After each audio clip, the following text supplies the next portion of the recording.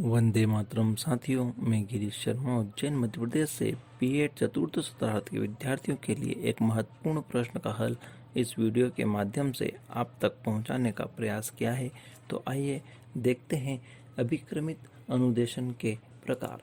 आजकल अनेक प्रकार के अभिक्रमण आ रहे हैं जिन्हें हम निम्नलिखित आरेख के द्वारा समझ सकते हैं।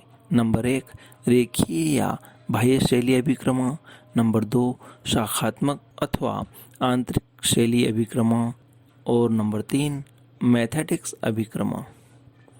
नंबर 1 है रेखीय या बाह्य शैली अभिक्रमण।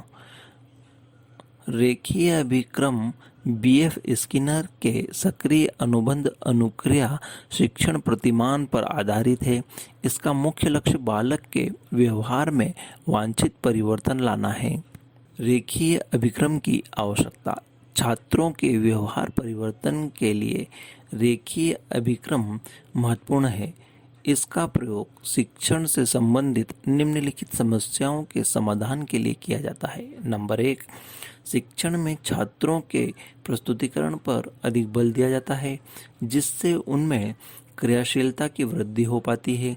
नंबर 2, छात्रों की कमियों को जानने के लिए निदानात्मक एवं उपचारात्मक अनुदेशन की अच्छी व्यवस्था नहीं है। नंबर 3, छात्रों के व्यवहार एवं अनुक्रियाओं को पुनर्बलित करने की सही व्यवस्था नहीं है। रेखीय अभिक्रम में प्रत्येक अनुक्रिया के लिए पुनर्बलन दिया जाता है। नंबर 4, शिक्षण से संबंधित गंभीर समस्याओं के समाधान के लिए रेखीय अभिक्रम का अद्भुत योगदान है। कमजोर छात्रों के लिए यह अनुदेशन अत्यंत उपयोगी सिद्ध हुआ है। रेखीय अभिक्रम का स्वरूप। रेखीय अभिक्रम वह अभिक्रम है जिसमें छात्र एक रेखीय क्रम में छोटे छोटे पदों की श्रृंखला के प्रति अनुक्रिया करता है, अंतिम व्यवहार तक पहुंचता है। इसमें पाठ्य पुस्तक को छोटे छोटे पदों में क्रमबद्ध रूप में प्रस्तुत किया जाता है। प्रत्येक पद के द्वारा छात्र को नवीन ज्ञान प्राप्त होता है। प्रत्येक पद उद्दीपन के समान होता है, जिसके प्रति छात्र अनुक्रिया करता है। सभी पद आरोही क्रम में होते हैं। छात्र अनुक्रिया करके उत्तर देते हैं तथा अपने उत्तर को सही उत्तर से मिलाकर पुनर्बलन प्राप्त करते हैं। आइए देखते हैं अधिगम का पद निम्नलिखित फ्रेम के माध्यम से समझाया गया है। रेखीय अभिक्रम की संरचना। रेखीय अभिक्रम में प्रत्येक छात्र को समान क्रम व समान फ्रेमों से होकर गुजरना पड़ता है। इसमें संपूर्ण क्रिया नियंत्रित होती है। इस अभिक्रम का महत्वपूर्ण उद्देश्य यह होता है कि छात्र सही अनुक्रिया करे एवं गलतियां कम से कम हो। इसमें छात्र द्वारा 10% से अधिक त्रुटि नहीं होनी चाहिए। रेखीय अभिक्रम में अधिगम सामग्री कई फ्रेमों में विभक्त होती है, जिसे छात्र स्वयं पढ़कर समझते हैं। इसके उपरांत उससे संबंधित प्रश्नों के उत्तर देते हैं। छात्र अनुक्रिया करने के उपरांत अपने उत्तर का सही उत्तर से मिलान करते हैं। उत्तर सही होने पर उन्हें पुनर्बलन प्राप्त होता है तथा छात्र अगले फ्रेम की ओर बढ़ जाता है। उत्तर गलत होने पर छात्र उस फ्रेम को पुनः पढ़ते हैं तथा अपनी गलती का उन्हें पता चलता है। इस प्रकार एक फ्रेम पढ़कर उससे संबंधित प्रश्नों के उत्तर देकर छात्र पुनर्बलन प्राप्त करते हैं। फिर दूसरा पद, तीसरा पद आदि का क्रम चलता रहता है जब तक कि छात्र के व्यवहार में अपेक्षित परिवर्तन न हो जाए। इस प्रकार प्रत्येक पद में के 3 भाग होते हैं। नंबर 1 उद्दीपन, नंबर 2 अनुक्रिया और नंबर 3 पुनर्बलन। रेखीय अभिक्रम के पदों के प्रकार। पदों को प्रकृति तथा उद्देश्य के आधार पर 4 वर्गों में बांटा गया है। नंबर 1 प्रस्तावना पद। इसमें अनुदेशन का प्रारंभ प्रस्तावना पद से होता है। इस पद का उद्देश्य छात्र के व्यवहार को नवीन व्यवहार से जोड़ना है। इसमें छात्रों की सुविधा के लिए अनुबोधकों का अधिक प्रयोग किया जाता है। नंबर 2 शिक्षण पद। इस पद में नवीन ज्ञान से संबंधित सामग्री होती है। इसका प्रमुख कार्य शिक्षण होता है। प्रत्येक पद से छात्र को नवीन ज्ञान की प्राप्ति होती है। इन पदों की अनुक्रियाओं का संबंध अंतिम व्यवहार से होता है। इसमें पूर्ण अनुबोधकों का भी प्रयोग किया जाता है। नंबर 3, अभ्यास पद। इस पद के द्वारा शिक्षण पदों से प्राप्त ज्ञान का अभ्यास कराया जाता है। इससे प्राप्त ज्ञान का यह व्यवहार स्थायी होता है। अभ्यास पदों का कठिनाई स्तर शिक्षण पदों से अधिक होता है। इसमें अनुबोधकों का कम प्रयोग करते हैं। नंबर 4, परीक्षण पद। इन पदों के द्वारा शिक्षण व अभ्यास पदों द्वारा प्राप्त ज्ञान का परीक्षण होता है। छात्र अपने अर्जित ज्ञान के आधार पर अनुक्रिया करते हैं। इसमें अनुबोधकों का प्रयोग नहीं किया जाता है, अर्थात छात्रों को सही अनुक्रियाएं करने के लिए किसी प्रकार की कोई सहायता नहीं दी जाती है। प्रत्येक अनुदेशन खंड के अंत में परीक्षण पद दिए जाते हैं। रेखीय अभिक्रम की अवधारणाएं। नंबर 1, यदि पठन सामग्री को छोटे छोटे पदों में विभक्त करके प्रस्तुत किया जाए तो छात्र जल्दी सीखते हैं। अतः अभिक्रमित अनुदेशन में पाठ्य वस्तु को छोटे छोटे पदों में प्रस्तुत किया जाता है, जो छात्रों के लिए अधिक बोधगम्य होता है। नंबर 2, छात्रों की सही अनुक्रियाओं को प्रेरित करने पर वे जल्दी सीखते हैं। अतः रेखीय अभिक्रमित अनुदेशन में छात्र की सही अनुक्रियाओं के लिए उन्हें तुरंत पुनर्वलन दिया जाता है। नंबर 3, छात्र तत्पर व सक्रिय रहने पर अधिक सीखता है। इसलिए रेखीय अभिक्रम में छात्र को सक्रिय रहना पड़ता है तथा प्रत्येक पद के लिए अनुक्रिया करनी पड़ती है। अतः अनुक्रिया के लिए छात्र को तत्पर रहना पड़ता है। नंबर 4, छात्रों को उनकी क्षमताओं व उनकी स्वगति के आधार पर सीखने की स्वतंत्रता देने पर छात्र अधिक सीखते हैं। रेखीय अभिक्रम में छात्र को पूर्ण स्वतंत्रता होती है कि वे अपनी गति के अनुसार सीखें।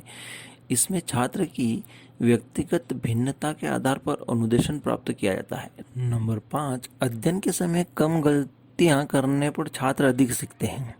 रेखीय अभिक्रम में छात्र को कम से कम गलतियां करनी होती है। केवल 10% त्रुटि हो सकती है। इसमें मानक पद वह होता है जिसमें त्रुटि न हो। नंबर 6, पाठ्य सामग्री क्रमबद्ध रूप से व्यवस्थित होने पर छात्र जल्दी सीखते हैं। रेखीय अभिक्रम में अधिगम सामग्री छोटे छोटे पदों में तार्किक क्रम में श्रृंखलाबद्ध होती है। इसके निर्माण में मनोविज्ञान के अधिगम सिद्धांतों का प्रयोग होता है। रेखीय अभिक्रमण की विशेषताएं। नंबर 1, यह छात्रों को स्व अध्ययन के लिए अवसर प्रदान करता है। छात्र अपनी गति से अनुदेशन प्राप्त करते हैं।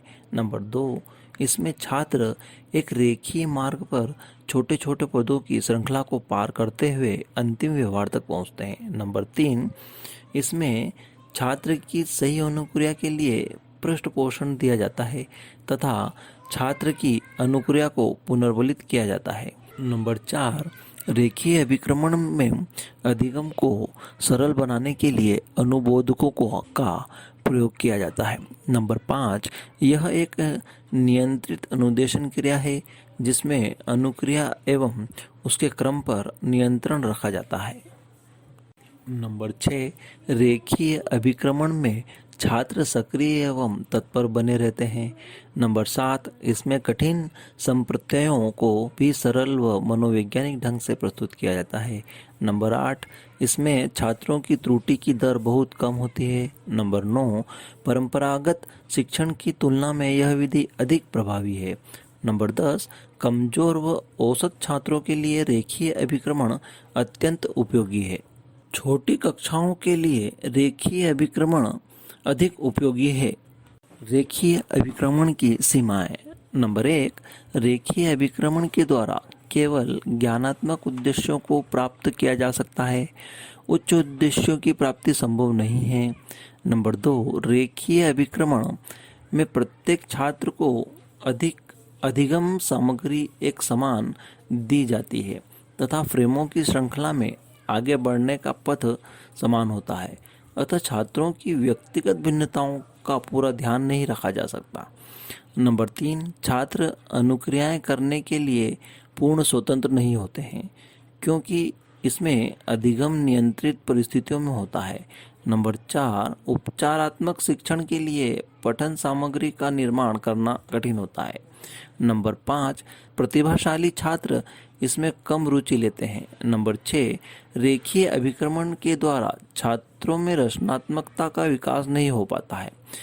अगला है शाखीय अथवा आंतरिक अभिक्रमण।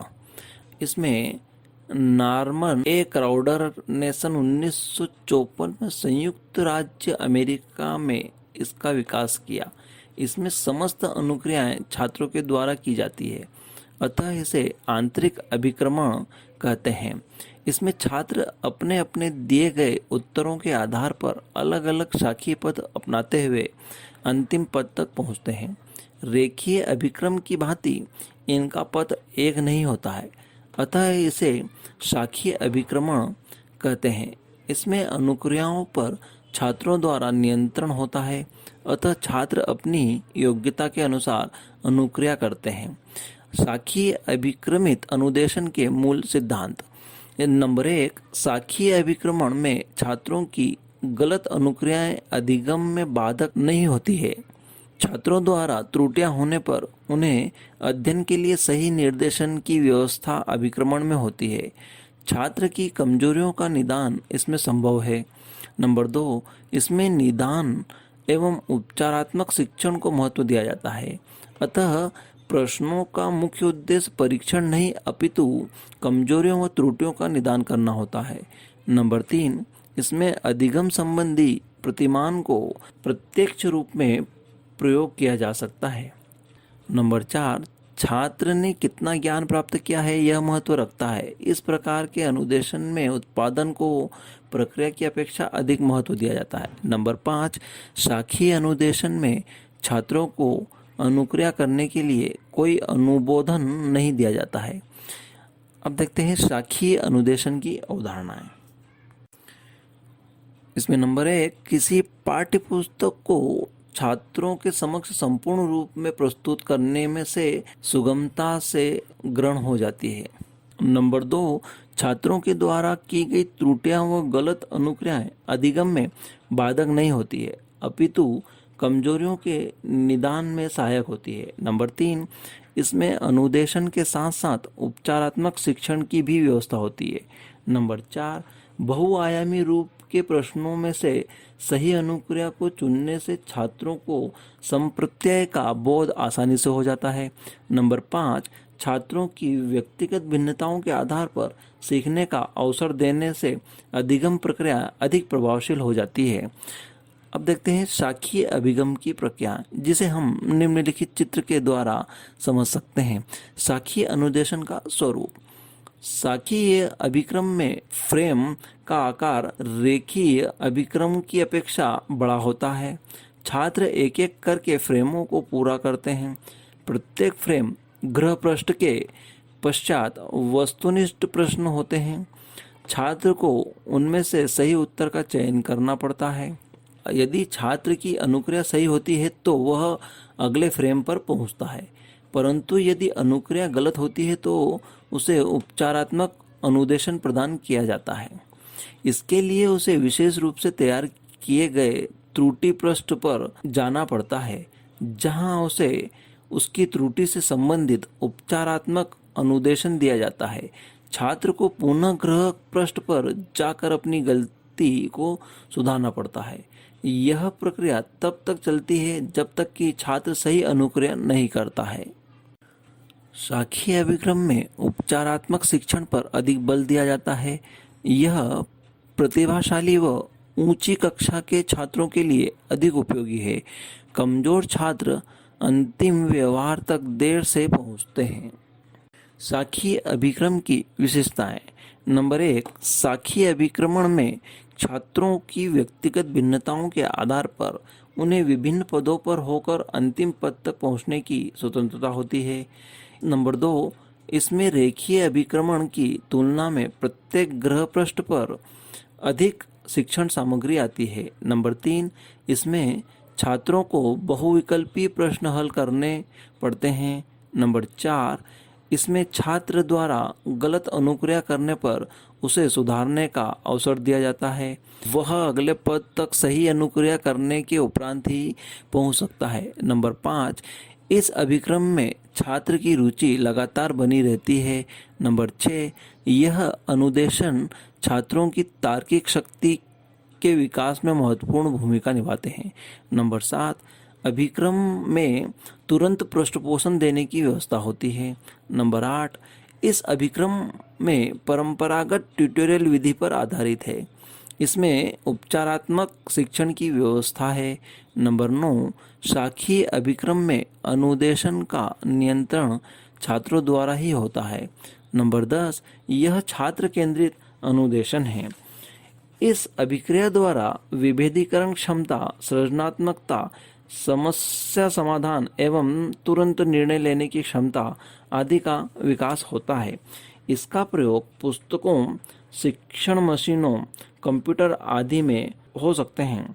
छात्रों द्वारा की गई गलत अनुक्रियाएं इसमें बाधक नहीं होती है, क्योंकि इस अभिक्रम में गलतियों को सुधारने की पर्याप्त व्यवस्था होती है।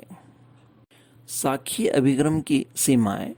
नंबर 1, छोटी कक्षाओं के छात्रों को इसमें कठिनाई अनुभव होती है। नंबर 2, यह अपेक्षाकृत अधिक महंगा अभिक्रम है।